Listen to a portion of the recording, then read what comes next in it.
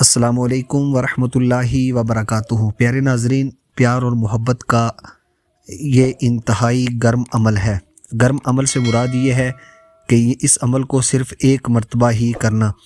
اگر زیادہ مرتبہ کریں گے تو جس کے لیے بھی یہ کریں گے اس کے دماغ کے اوپر اثر بہت زیادہ پڑنے کے چانسز اور امکانات ہیں۔ یہ عمل محبوب کو چند لمحوں کے اندر آپ کے ساتھ رابطے پر مجبور کرے گا، آپ کے ساتھ بات کرنے پہ مجبور کرے گا۔ عمل کیا ہے پیارے ناظرین؟